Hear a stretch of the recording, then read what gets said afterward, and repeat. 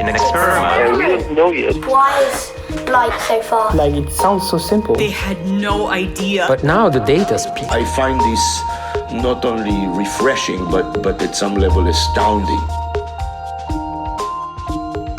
Nature. Welcome back to the Nature Podcast.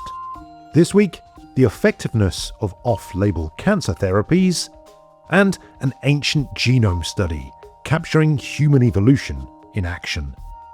I'm Benjamin Thompson.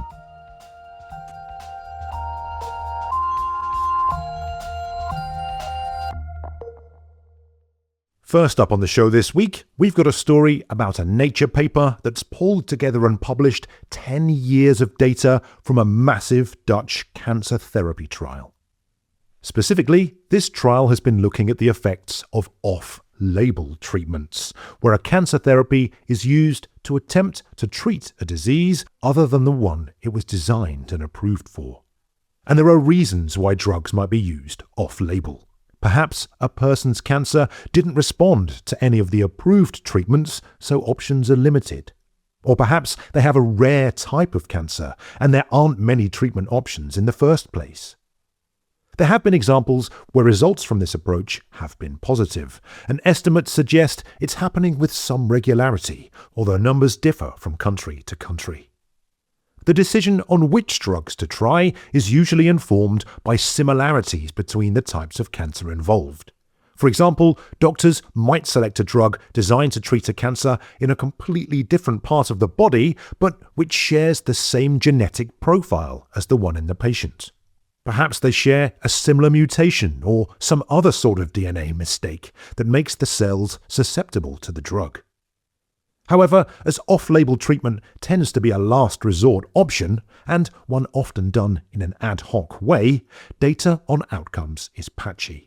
This can result in oncologists not knowing about others' successes, and risk someone who is already very sick being treated with a drug that others have found to be ineffective and which might have serious side effects. Getting data on what works could lead to changes in prescribing habits, better outcomes for patients, and changes to things like insurance reimbursements to pay for treatment.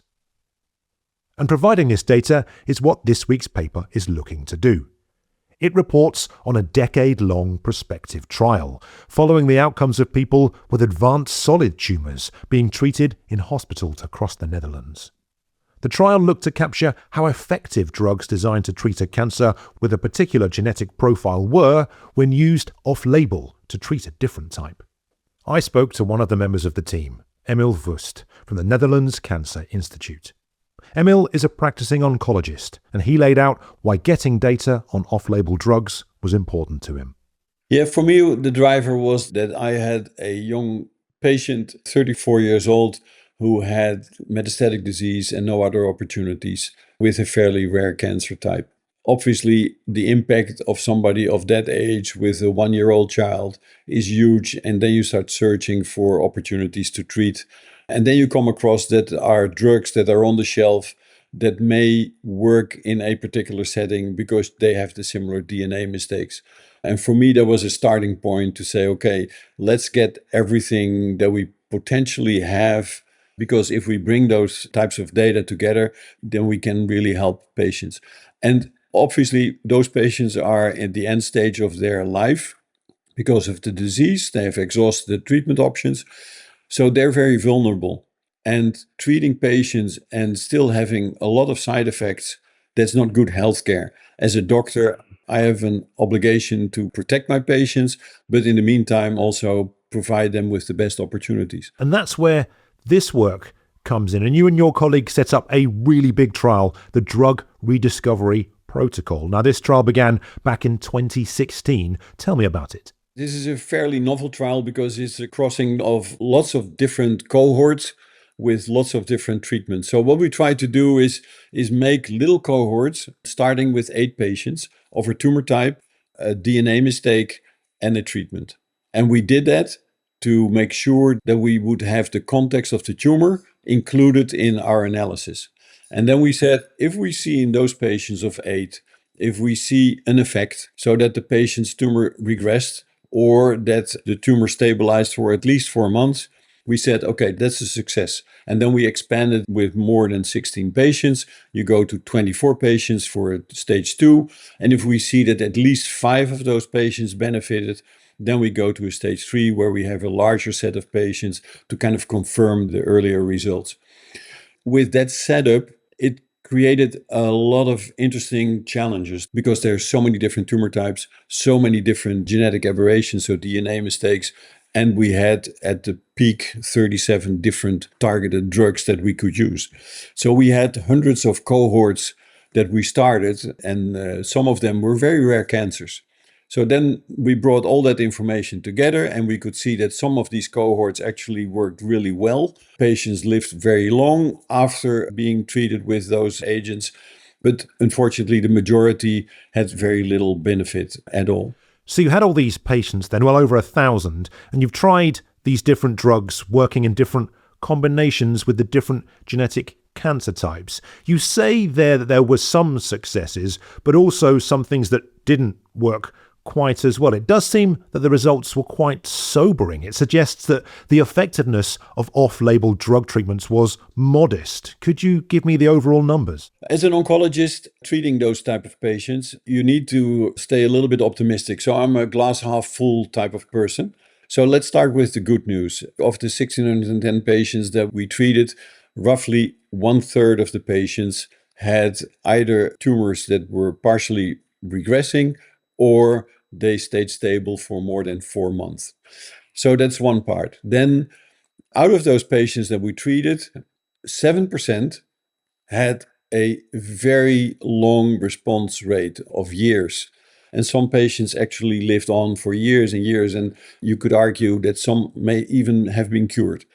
So if you're a glass half full type of person, then you say, those were patients that were not treated otherwise with drugs because it's not on label. They didn't have the tumor type that would actually be used for treatment. So that is very positive. But it's also humbling to see that 93% of the patients did not benefit that much, but still underwent the treatment with the side effects. And that's the reason why I think there are 2 big lessons here. First, we have drugs on the shelf that can truly help patients, even if it's 7% or 30%, depending on how do you estimate the value. And secondly, we also need to be humble in the sense that we cannot just give patients these type of treatments without considering the side effects. So we have an obligation to really share that data. And for me, the fact that it's now published is really important because we have cohorts of N is 1 or 2 patients with rare cancers, and you never can publish all these case reports. So we thought, okay, we create one big resource that now the scientific and clinical community can also have access to. So you saw a really good outcome in about 7% of the patients. In terms of the results, do you get any sense of why this might be? Because the setup is that Cancer X and Cancer Y have a similar genetic component, and on the face of it, if a drug targets that specific component, then it would work for both. But clearly that doesn't seem to be the case very often. Any ideas as to why that might be? I think that's the key question. And if you would ask me 10 years back, I would say, well, if we know all the DNA, we can identify the vulnerabilities and bring drugs together, and then magically the cancer would kind of be no problem. And now we're like 10 years further down the road, and cancer is a different beast and very good in finding solutions to go underneath the pressure of a certain treatment. Having said that, we still made advances. It's important to realize that these targeted agents that we use, the ones that are used on label, obviously have a very clear and significant effect. So those are not in our study. We're taking the rest of those patients. I mean, you do say that there were some bright spots. Has this altered treatment regimens across the Netherlands or any policy surrounding healthcare? One of the important things is once you have data that are clinical trial grade quality, you can actually use them to convince the regulator or the reimbursement agencies to kind of provide reimbursement for those type of drugs. So we succeeded to get more drugs into the Dutch healthcare system. And our study has been a model for many other studies in the world. So there are multiple studies in Europe now that we provided them with the whole protocol. The only thing that we ask you is, if you set up your study, make sure that data sharing is an important factor, because then we can also bring those data together with our data and then show that we have enough evidence that a drug may or may not work. And especially patients with rare cancers have no opportunities because it's not very attractive for pharma to develop drugs in these rare cancers. And this is a large trial, but it has to be noted there are limitations. For example, the trial began in 2016, which might only be 10 years ago in terms of time, but in terms of things like the progress in cancer treatments and in genetic screening, that's an absolute age. Do you think if you were to start the trial again today that you would see different results? I don't think it would have changed that much, because many of the drugs are still available, are still around, are still very important in their on-label applications. Obviously, there will be new drugs, and that's good because that moved the field forward. But I think in general, if you look at how these drugs that we have used are still available, then I would say they're still considered to be standard of care. Now, I know there's a big cancer conference coming up this week in the US, and people from all over the world, I'm sure, will be there. What do you think they'll make of your paper, and what questions do you think they'll have? I'm quite sure that there will be people who say, well, this is very disappointing because it hasn't brought that much. And that will only help people to think in a different way about strategies to really come up with better treatments, because we definitely need those. And then you will have people that say, okay, but we also have helped a significant amount of patients with these drugs that were already on the shelf. And let's make a infrastructure that perhaps can bring that data together. And then finally, I think people with rare cancers will really be happy with our initiative, because people with rare cancers hardly ever have large clinical trials with new drugs, new opportunities. So they're always lagging behind the patients with the more common cancers. So this is a study that everybody can have an opinion on. So we're not trying to convince anyone. We just wanted to make sure that all the data that we have generated is now available to the public. And we also show our struggles and successes. Emil Wust from the Netherlands Cancer Institute there. To read the team's paper, look out for a link in the show notes. Coming up, an ancient genome study looking at natural selection in human genes. Right now, though, it's time for the research highlights with Shamini Bundell.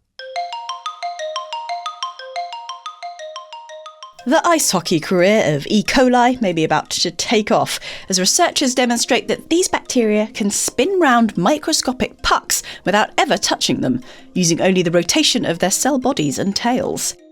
E. coli propel themselves by spinning their corkscrew-shaped tails in one direction and forcing their bodies to twist the other way. In open water, these rotations have little effect on nearby objects.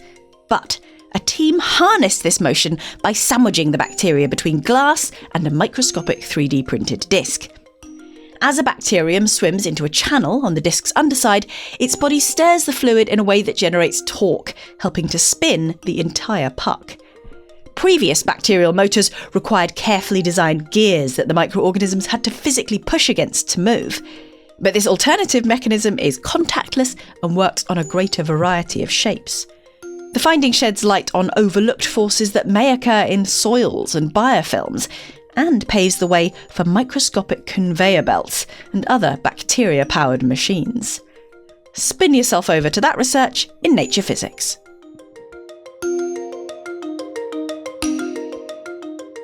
Middle-aged women who are physically active on a regular basis can slash their risk of dying early in half, according to a study of more than 11,000 women in Australia. The World Health Organization recommends that adults should do at least 150 minutes of moderate or 75 minutes of vigorous physical activity per week. But past studies often focused on measuring activity at a single time point, and typically couldn't establish whether activity causes improved health or if the two are linked by other factors. To overcome this, a team used data collected every 3 years from middle-aged women in the Australian longitudinal study on women's health. The authors relied on an analysis method that allowed them to use the data to emulate a randomised clinical trial. They found that the women who met the WHO recommendations for physical activity throughout midlife had about half the relative risk of dying from any cause than those who consistently did not meet the recommendations. Jog over to PLOS Medicine to read more on that.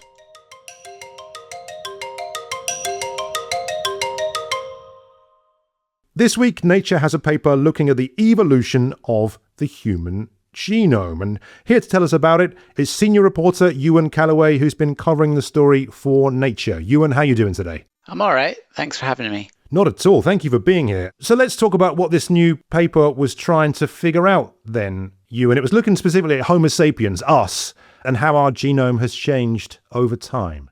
Yeah.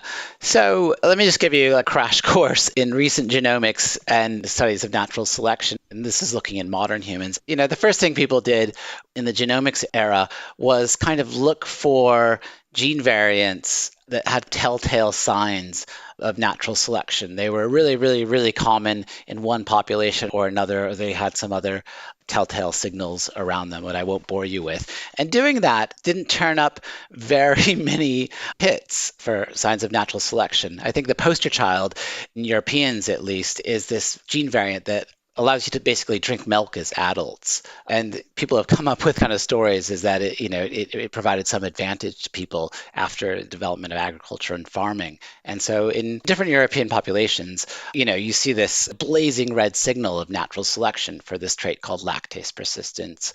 There have been a few others. There hasn't been a whole lot. In the ancient genomics era, when we started getting ancient genome data from thousands of people thought, we're going to see evolution more clearly.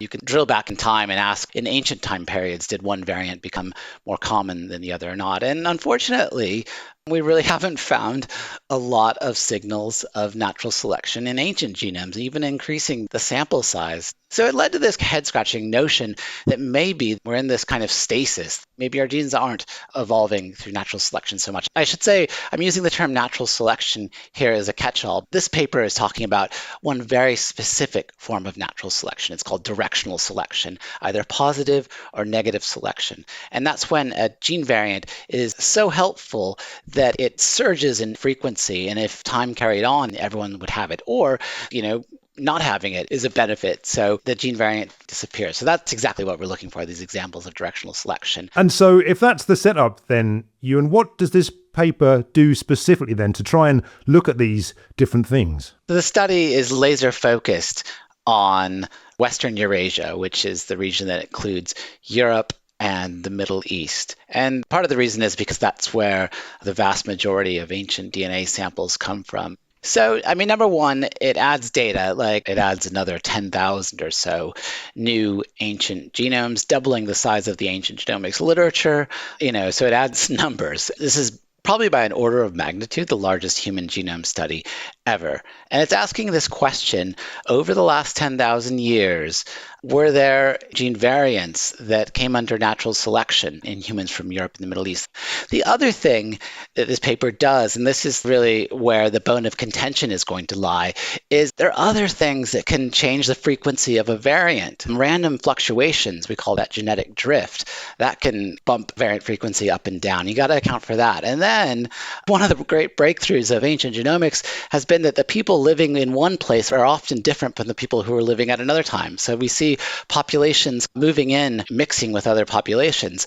So you need to make sure that what you're thinking is, a change in a variant's frequency is not just the signs of one population replacing another that had higher levels of that variant. So you need to account for these things, ancestry and genetic drift. And, studies have done that in the past and had trouble finding signals. And then this study tries to account for it, but it does it sort of in a different way. And what were they looking for then? I spoke with David Reich, one of the co-authors, and he said it was, a very simple test, stupidly simple, I think was his quote. He says, he looks at this variant in different populations in space and time for each variant across the genome and asks, in groupings of people, is it trending up or is it trending down? They're looking for, which way is the wind blowing, is the term he used for this variant.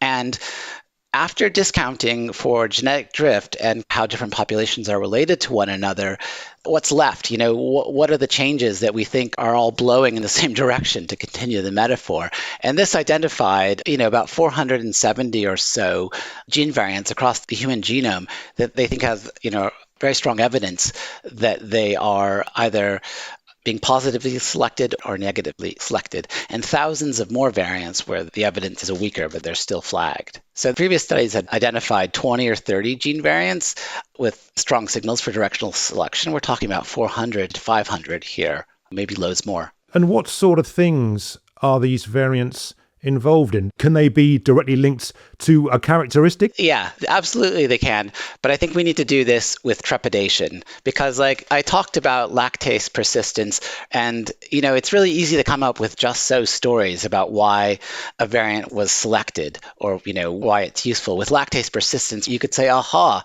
humans invented dairying and, they needed this gene variant to be able to drink milk without getting sick. But if you look back in time, and this isn't from this study, humans were consuming milk and milk products for thousands of years before this variant became a lot more common. And so we still don't fully understand why lactase persistence evolved. And this is the strongest absolute signal in the human genome, which is, something that this study replicates, of course. But looking more broadly, instead of just picking out just so stories, you see lots of evolution for immunity, which makes sense. We think diseases, epidemics, infections were really a major force in recent human evolution. And if you look at this time period we're capturing, the last 10,000 years in Western Eurasia, this is when hunter-gathering gave way to farming. Humans haven't lived in this dense populations around this many animals ever before in history. So it's this transformative time. So it kind of makes sense that maybe we're going to get more pathogen exposure from these changes. So yeah, immunity was, I think, a big driver of change. You're seeing other things, metabolism, heart function. The study is finding a lot of the greatest hits that other studies have flagged, but loads more. And it's really just a resource for others to see if they can come up with plausible explanations, maybe do some experiments. And it seems to show then that the human genome is very responsive to whatever is thrown at it, right? 10,000 years isn't really that long in kind of grand scales to adapt to stuff. I mean, here we are, so he must have done so. It is suggesting that there's a lot more change going on in the genomes of Western Eurasians, maybe than previously suspected, at least if you buy the conclusions to this paper, which some people do not fully glom onto. It does suggest a lot of change, a lot of directional selection going on. And of course, you've spoken to a lot of folk about this. I mean, you foreshadowed it a bit there. What's the sense that you get from other researchers about their thoughts on this work? It was mixed, let's put it that way. And I think everyone agreed that this is a huge resource. This is going to be important for people studying lots of things, including natural selection. And then people said that there's a lot of findings in this paper that are almost certainly correct, or almost certainly examples of directional selection. And I just think maybe that some people took issue with the scale, saying it was as widespread as the authors claimed. And I think people took issue with the new methodology in this paper. They thought that some of the changes for some of the variants could be explained by ancestry as opposed to bona fide natural selection. And then there was another aspect to the paper that I haven't yet gotten into, and it's a little bit similar, but instead of looking at traits that you can link to individual gene variants like lactase persistence, this is looking at more complex traits. So things that we've been studying for a while now with these genome-wide association studies of contemporary human populations, where you get thousands, maybe even hundreds of thousands of people, and you find all these variants that have a small effect on a trait. And so they looked for lots of traits just to see whether variants that were under selection in ancient Eurasians, whether they affected these kind of GWAS traits. And this is where we need to be really, really careful. But they found that combinations of variants link to traits including risk of diabetes, risk of bipolar, risk of schizophrenia were under selection in these ancient Europeans. That's one finding. And it's suggesting that risk of those diseases decreased.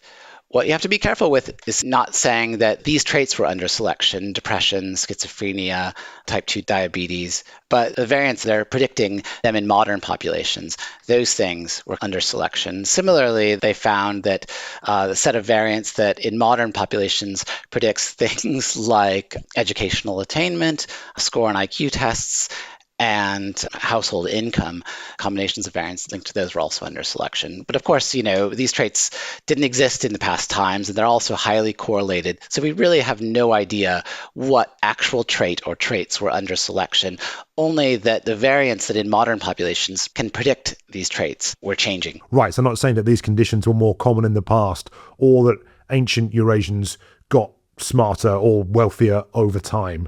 But also care needs to be taken not to extrapolate this out in other ways too. This is a population, and there were, of course, different populations living in different parts of the world. Yeah, and I think an interesting question that is going to be asked and is already being asked is, are we seeing similar signs of selection in other populations? Like lactase persistence is one. We know that people elsewhere in the world, including in places in sub-Saharan Africa, have lactase persistence due to a different gene variant. And so people are going to be asking this question, how repeatable is human evolution? And so what's the kind of take home from this then, Ewan? Do you get a sense, like this paper is out now, what are the things that folk could pick up and take on? If you buy the method that the researchers used, you could agree with them that directional selection is a lot more pervasive than maybe we thought in the past. If you're still more skeptical about the methods that have been used, I think your take home is, here's 10,000 new ancient genomes that can contribute to the question, right? And help you answer it. No one's saying, humans haven't changed at all. It's more just about building a strong case from all the other forms of change in the genome to find these signs of directional selection. It's a really hard nut to crack. And I think people are going to keep hammering at it and looking at some of the things I talked about earlier. Well, let's leave it there. Ewan Callaway, thank you so much for being with me today. Thank you very much for having me. Nature's Ewan Callaway there. To read his story, look out for a link in the show notes. And that's all we've got time for this week. Don't forget, you can reach out to us on social media. We're at Nature Podcast. And of course, we're on email too. podcast@nature.com. I'm Benjamin Thompson. Thanks for listening.